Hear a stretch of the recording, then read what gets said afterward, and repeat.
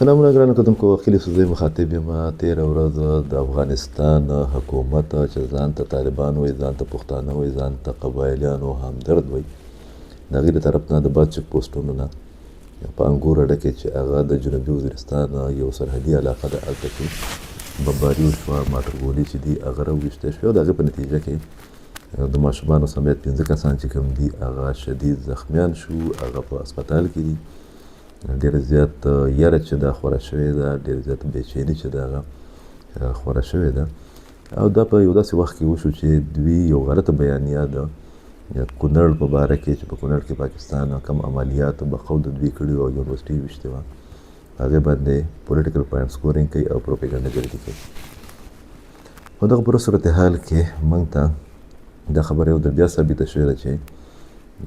دا خلک کوشش کوي چې عام آبادي چې کوم ده یا عام پښتانه چې دي، قبایل چې دي، هغه د پاکستاني ریاست نه متنفره کړي. د پاکستاني ریاست په باره کې د پی ټي آی او د هغې د صوبایي حکومت خو آلریډي دا یو بیانیه ده چې دوی د دهشتګردۍ سرپرستي کوي. حالانکې بل کوم چې د پولیس رپورټ راغلی وي یا چې هر سیمایي کې یو رپورټ راځي، په هغې کې دا دی چې عام خلک د تېرو 3 کالو نه د دهشتګرد حملو او د افغان رژیم چې کوم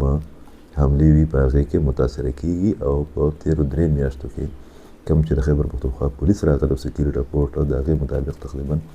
80 کسان چې کوم دي عام خلک سیویلین چې ورته موږ وایو،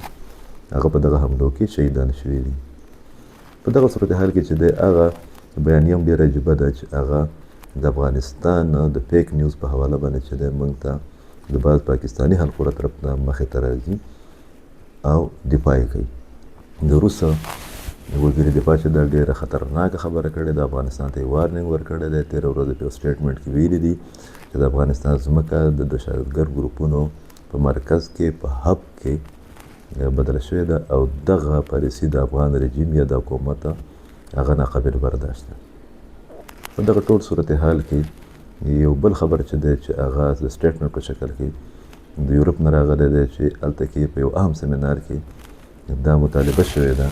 د مختلفو اهم ملکونو طرف نه چې په افغانستان کې د یو نماینده عوامي حکومت، یو سیاسي حکومت چې دی هغه دی جوړ کړی شي. دغه ډیولپمنټ ټول په خپل ځای باندې روان دي.